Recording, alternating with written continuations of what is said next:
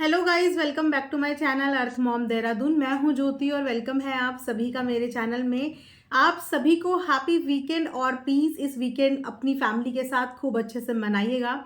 और मुझे comment section में काफ़ी सारे सब्सक्राइबर के कुछ कमेंट्स आ रहे थे कि दीदी आप थोड़ा सा हमें ब्यूटी केयर से रिलेटेड चीज़ें बता दो। तो गाइस, सबसे पहले आप लोगों को क्लियर कर देती हूँ कि किसी भी प्रोडक्ट का प्रमोशन मैं नहीं करती हूँ, लेकिन आपने पूछा है और इसीलिए मैं आप लोगों को वो चीज़ बता रही हूँ जो मैं अपने आप निजी ज़िंदगी में यूज़ करती हूँ। ये कोई प्रमोशनल वीडियो नहीं है और ना ही मैं अपने चैनल पे कोई भी प्रमोशन करती हूँ। तो मैं आप लोगों को बता देती हूँ कि मैं ये वाला सनस्क्रीन यूज़ करती हूँ न्यूट्रोजेना का, और आज से नहीं, मैं ये तब से यूज़ करती हूँ जब से मैं फर्स्ट टाइम जॉब पे लगी थी, यानी कि व्हेन आई वाज ऑलमोस्ट 19 और 20 ईयर्स ओल्ड। उसके बाद से ही मैंने ये सनस्क्रीन ही यूज़ किया है न्यूट्रोजेना का। मुझे सूट भी करता है और मुझे बहुत अच्छा भी लगता है। पर मैंने जो मॉइस्चराइजर यूज़ किया है इस विंटर्स में, मामा-अर्थ का rice oil free face moisturiser use किया है और आप देख सकते हो कि पूरा ये पिचक भी गया है और ये मेरी दूसरी ट्यूब है।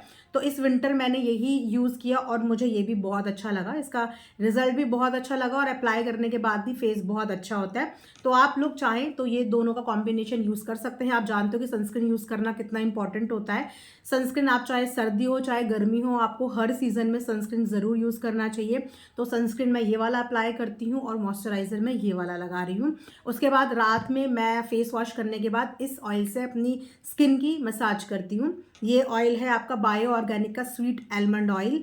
आप इसको यूज़ कीजिए और बहुत अच्छा रिजल्ट होता है इसका भी, क्योंकि ये जो ऑयल है ना ये आपके स्किन पे ऑब्जर्व हो जाता है। और विंटर्स के टाइम पे आप जानते हैं कि ड्राई स्किन का प्रॉब्लम भी हो जाता है और नाइट में भी हमारी जो स्किन है ना उसको नरिशमेंट चाहिए होता है, और नाइट में बहुत ज़्यादा नरिशमेंट चाहिए होता है। इसीलिए नाइट में आप लोग जो भी फेस क्रीम यूज़ करते होंगे, सबकी अपनी अपनी चॉइसेस होती हैं, बट मैं नाइट में सिर्फ यही ऑयल से मसाज करती हूँ अपनी स्किन का। बस उसके बाद सुबह मुंह धो देती हूँ। सो ये सिर्फ 3 प्रोडक्ट्स हैं जो मैं यूज़ करती हूँ, इसके अलावा और कुछ भी मैं सच यूज़ नहीं कर रही हूँ। तो आप लोगों ने मेरे से रिक्वेस्ट करी थी तो मैंने आप लोगों को ये बता दिया। इसके बाद हम लोग आज का रिएक्शन वीडियो शुरू करते हैं। होपफुली कि आप लोगों को वीडियो पसंद आए और कमेंट सेक्शन में कमेंट करके ज़रूर बताना कि आप लोगों को वीडियो कैसा लगा। मुझे बहुत अच्छा लगा कि आप लोग मेरे नए कंटेंट को भी पसंद कर रहे हैं, उसको भी देख रहे हैं और उससे रिलेटेड भी कमेंट्स कर रहे हैं। इसी तरीके से आप हर कंटेंट पे मोटिवेट करते रहिए, हर कंटेंट को पसंद करते रहिए। मुझे भी डिफरेंट डिफरेंट कंटेंट पे काम करना बहुत ज़्यादा पसंद है और भी ज़्यादा पसंद होगा जब आप उस चीज़ में सपोर्ट करेंगे। तो आज का रिएक्शन वीडियो हम लोग मलिक फैमिली से रिलेटेड लेके आने वाले हैं। जैसे कि आप सबको पता ही है कि मलिक फैमिली में चल रही है शादी की धूमधाम। जी हाँ, कृतिका मलिक की बहन की शादी की धूमधाम चल रही है। मलिक परिवार के दोनों की दोनों जो लेडीज हैं, यानी कि कृतिका और पायल, वो पहुंच चुकी हैं दिल्ली अपनी बहन के संगीत, हल्दी और शादी अटेंड करने। वहीं पे सबसे ज़्यादा इस समय पे जो कंट्रोवर्शियल मुद्दे चल रहे हैं ना, अरमान मलिक की फैमिली तो फिर भी ठंडी पड़ी है, लेकिन अरमान मलिक की भाभी टाइम टू टाइम कुछ ना कुछ कंट्रोवर्शियल सिचुएशन डेवलप कर ही देती हैं। तो सबसे पहली बात तो कि जो इनविटेशन मिला है वो सपना और सुनीता को मिला है, यानी कि अरमान मलिक की दोनों बहनों को।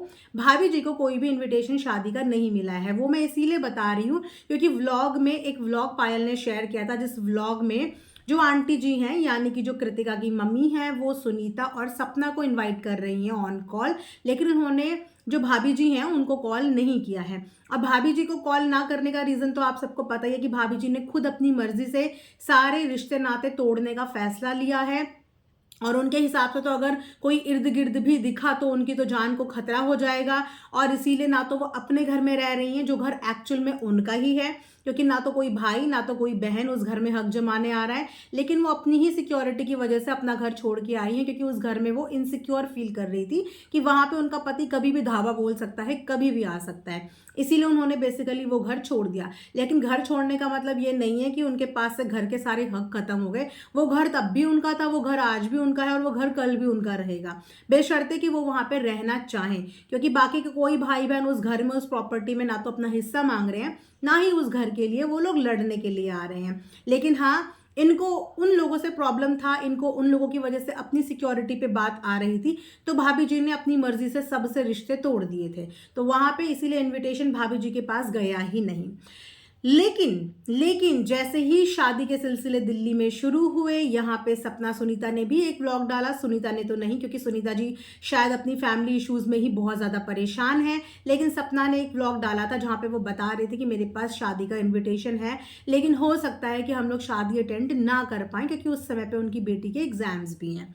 येस, इस समय पर अधिकतर बच्चों के बोर्ड के एग्जाम्स भी शुरू होने वाले हैं, बहुत सारे बच्चों के फाइनल एग्जाम्स भी हैं, तो इस वजह से हो सकता है कि शादी मिस हो जाए। वही बात उन्होंने भी अपनी वीडियो में बोली थी कि ज़रूरी नहीं है कि हम लोग शादी में पहुंचे, बहुत इम्पॉसिबल लग रहा है कि हम लोग शादी का हिस्सा बन पाए, लेकिन उन्होंने हमें बुलाया है बस। फिर क्या था, जो हमारी भाभी जी हैं उनको भी मौका मिल गया टाइटल और थंबनेल डालने का, क्योंकि कुछ हो चाहे कुछ ना हो, लेकिन उनके जो टाइटल और थंबनेल होते हैं ना, वो इतने टारगेटिंग होते हैं। अब पिछले एक हफ्ते से तो उनके टारगेटिंग ही थंबनेल और टाइटल आ रही हैं। आप लोगों को मैं उनके टाइटल और थंबनेल की एक छोटी सी झलक दिखा भी देती हूँ और बता भी देती हूँ, फिर आप लोग खुद डिसाइड करना कि टारगेटिंग थंबनेल है या नहीं है। अभी अगर लेटेस्ट वाली व्लॉग की बात करूं तो उस पर भी मैं चर्चा करूंगी, लेकिन उससे पहले उसका भी हम लोग टाइटल देख लेते हैं।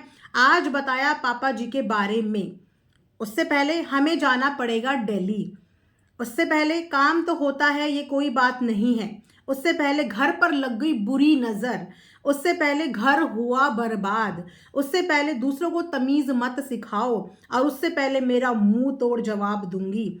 पुरानी यादें ताज़ा हो गई। तो पिछले एक हफ्ते से कॉन्टिन्यूशन में इनके नेगेटिव थंबनेल, टारगेटिंग टाइटल्स यही आ रहे हैं। और जैसे ही सामने से दिल्ली शादी की बात हुई, शादी का जिक्र हुआ, इन्होंने भी अपने टाइटल में दिल्ली वाली शादी का यूज कर लिया, एक kind of a click bait, कि ऐसा लगे कि क्या दिल्ली की शादी में ये भी जा रहे हैं। लेकिन आई एम श्योर कि ये बोल तो दिल्ली रहे हैं, लेकिन वो वाली शादी का न्योता है ही नहीं, क्योंकि उन शादी में जिसको न्योता दिया था उसका व्लॉग बना दिया था। लेकिन कैसे इन्होंने दिल्ली की शादी का यूज करा है अपने टाइटल और थंबनेल में। कल को ये बोलेंगे दिल्ली में शादी है, हमें बुलाया भी है, लेकिन वो शादी किसी और की है, वो इनकी नहीं है। अब हम इनके आज के करंट 3 घंटे पुराने व्लॉग पे आ जाते हैं, जिस व्लॉग में इन्होंने लिखा है आज बताया पापा जी के बारे में। आज बताया पापा जी के बारे में। तो पापा जी के लिए इनका कंसर्न अभी थोड़े दिन पहले भी जगा था, जब पापा जी का इंस्टाग्राम हैंडल डिलीट हो गया था, और उस समय भी पापा जी के लिए इनका जो प्यार है वो जाग गया था कि गरीबों के साथ ऐसा ही होता है, गरीबों के चैनल डिलीट कर दिए जाते हैं, गरीबों के साथ ये कर दिया जाता है, गरीबों को दबाया जाता है। तो फिर उस गरीब पिताजी को आप संभाल लीजिए। मैंने तब भी अपनी वीडियो में बोला था, अगर पापा पे इतना तरस आ रहा है और पापा इतने ज़्यादा परेशान लग रहे हैं, तो अपने पति को और अपने पापा को संभाल लीजिए। बीवी से ज़्यादा एक पति को कौन ही संभाल सकता है, और बच्चों से ज़्यादा अपने पिता को और कौन ही प्यार कर सकता है। लेकिन जिम्मेदारी लेनी भी नहीं है और टॉन्ट पे टॉन्ट भी मारना है। अब यहाँ पे इनको टेंशन हो रही है कि पापा जी के बारे में पता लगाना है कि पापा जी कहाँ हैं, क्योंकि इन्होंने सुना है पापा जी के साथ कुछ ऐसा हो रहा है, पापा जी के साथ कुछ ऐसा हो रहा है। लेकिन अभी से 2 महीने पहले, अभी अगर वो वीडियोस होंगी कालू भैया की तो पता नहीं, लेकिन 2 महीने पहले जिस तरीके की वीडियोस वो डाल रहे थे, किसी से लड़ रहे थे, किसी से झगड़ रहे थे, घर को उन्होंने क्या बना रखा था। 4-4 5-5 आदमी घर के अंदर बैठे हैं, वहाँ पे पीना खाना चल रहा है, नाचना गाना चल रहा है, झूम रहे हैं। उस समय पापा की टेंशन नहीं हुई। उस समय क्या व्लॉग आया था, आप लोगों को याद है ना? उस समय व्लॉग आया था कि देख लो अपने भाई को, कल को अगर इन्हें कुछ हो जाता है तो हमारे ऊपर नाम नहीं लगाना। उस समय पे पल्ला झाड़ दिया गया था, क्योंकि उस समय पे ऐसी उनकी चीज़ें चल रही थी, गंदे गंदे लोगों के साथ उठना बैठना, बुरी संगत में बैठना। और उस समय पे ये घबरा गई कि अगर इसको कुछ हो जाता है तो मेरे पल्ले ना पड़ जाए, तो इन्होंने फटाफट वीडियो बना के बोल दिया कि संभाल लो, कुछ भी हो जाता है तो मेरा नाम मत लगाना। यही बोला था ना? तो जब चीज़ों से हट ही गए थे, दूर हो ही गए थे, तो फिर अब उसने अगर थामा है अपने भाई को, अरमान ने अगर अपने भाई को थाम लिया है और अपने भाई को अपने ढंग से रीहैब में डाल रहा है, या चाहे वहाँ से बाहर ला रहा है, पर अपनी जिम्मेदारी पे ले तो गया है। अब जब वो अपनी जिम्मेदारी पे लेके गया है, तो अब इन लोगों को किस बात की परेशानी हो रही है? अब इनको क्या देखना है कि इनके पापा के साथ क्या हो रहा है, क्या नहीं हो रहा है। इनको तब नहीं दिखा जब इनके पापा के साथ दूसरे वाले रिहैब में इतनी बुरी कंडीशन हो रही थी, और वो वहां से बार बार फोन कर रहे थे बाहर निकलने के लिए, उनके साथ वहां पे मारपीट हो रही थी, उनकी उंगली तक तोड़ी जा रही थी। तब इनमें से कोई नहीं है, क्योंकि इनके पास तब रिहैब में भरने के ना पैसे थे, ना उनके जो ड्यूज थे वो क्लियर करने के पैसे थे। उस समय पे भी अरमान वहां से रिहैब से लेके आया। अब अगर वो अपने भाई के लिए इतना कर रहा है, तो अब इनको इंटरफेयर क्यों करना है? क्या ये संभाल पाएंगे अपने पति को, या ये बच्चे अपने पिताजी को? जो इन्हें पिताजी के बारे में पता करना है कि वो उनके साथ ऐसा हो रहा है। उनकी तो बहुत बुरी हालत थी, और सच में जिस हालत में वो वीडियोस व्लॉग डाल रहे थे ना, किसी दिन उनके साथ कोई ट्रेजेडी हो जाती ना, तब भी किसी को पता नहीं चलता। उनकी इतनी बुरी हालत हो रखी थी, इतनी बुरी हालत। उस समय पे साफ बोला था इन्होंने कि अपने भाई को देख लो, हमारे नाम नहीं आने चाहिए, हमें मत बोलना। मैंने तो बता दिया कि वो बहुत बुरी संगत में है, बहुत गलत लोगों की संगत में है, कुछ भी हो सकता है उनके साथ। तो अब किस बात का पिताजी का मुंह या पति का मुंह? बहुत अच्छी बात है अगर आप अपनी जिम्मेदारी ले लेते हो, लेकिन उसके बाद क्या होता है, इनको अपनी जान के खतरे हो जाते हैं उनसे। इनको फिर अपनी जान के खतरे हो जाते हैं। फिर इनका पति अगर कलह कलेश करता है तो उसकी जिम्मेदारी ये पूरे खानदान को बना देती हैं। नंदे ऐसी, वो ऐसा, मेरे पति को भड़का दिया, मेरे पति को ये कर दिया। तब भी ये यही बोलती हैं कि मेरे पति को भड़का के घर खराब कर दिया। ये कभी ये मानने को रेडी ही नहीं होती कि इनके पति के जो लक्षण हैं, जो उनकी आदतें हैं, उनकी वजह से इनका घर खराब हुआ है। वरना अगर वो बिना पिए 10 दिन भी रहते हैं तो आप खुद देखना कि वो कितनी मेहनत करते हैं। बच्चों से प्यार भी करते हैं, बीवी से भी प्यार करते हैं, काम में भी पूरा मन लगा के काम करते हैं। लेकिन जैसे ही 10 दिन के बाद उनकी लत शुरू होती है, उनको हुड़क लगती है किसी चीज़ की, तो फिर वो सब बर्बाद हो जाते हैं।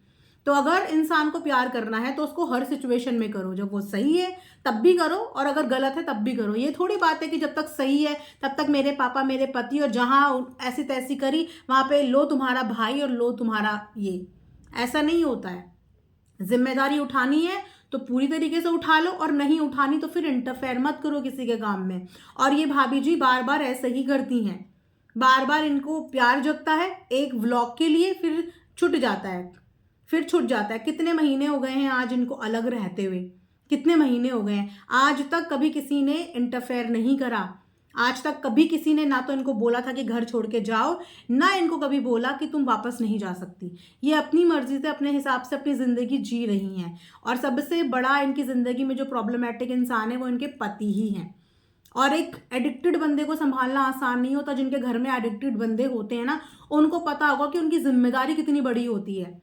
हम एक नॉर्मल इंसान को मार पीट के, डांट झपोड़ के समझा भी दे, लेकिन एडिक्टेड बंदा हमारी बात तो सुन रहा है, एक कान से सुन रहा है, दूसरे कान से बाहर, उसको कुछ समझ में नहीं आ रहा है, वो अगले पल क्या कर दे। और कई बार मलिक फैमिली के बहुत बड़े बड़े नुकसान करे हैं उन्होंने ऐसी हालत में, जिसके बाद आपने देखा कि ऑन कैमरा सब कुछ दिखाया गया, किस तरीके से लोगों से पैसे भी ले लेते थे वो, किस तरीके से नशे वाली चीज़ों का आदान प्रदान भी कर रहे हैं। उसके बाद भी वो उनको रिहैब भेजते हैं, फिर वहाँ से वापस लाते हैं, फिर बीच में भेजते हैं, फिर वहाँ से वापस लाते हैं। लेकिन अब सरोज भाभी फिर से एक तमाशा क्रिएट करना चाहती है कि मैं अपने पति से, तो भाई ठीक है, अच्छे से अपने पति से बात करिए, उठाइए अपने पति की जिम्मेदारियां, अपने पिताजी की जिम्मेदारियां। देखते हैं कि आप उनकी जिम्मेदारियां कितने दिन उठा सकते हो, लेकिन तभी ये बात करिए जब आप जिम्मेदारी उठा पाएं। वरना जिस हालत में उन्हें छोड़ दिया गया था, उस हालत में उनका जीना मरने का कुछ भी पता नहीं था कि अगले पल उनके साथ क्या हो जाए। वो इतनी बुरी संगत में फंस चुके थे। लाइव आते थे रात को, बिल्कुल पी के धुत होके लाइव आते थे रात को।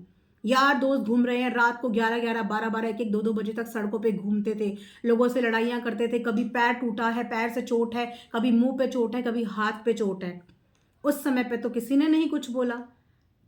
अब अगर वो सही जगह पे है और उन्हें सुधारने के लिए चीज़ें हो रही हैं, तो उसमें मेरे ख्याल से इनको प्रॉब्लम क्रिएट नहीं करनी चाहिए। बाकी आप लोग भी कमेंट सेक्शन में ज़रूर बताना कि इस मामले में आप लोगों का क्या कहना है, सिर्फ पर्टिकुलर इस मामले से रिलेटेड। मिलेंगे नेक्स्ट वीडियो में, तब तक अपना ध्यान रखिए। Thanks for watching earth mom Dehradun.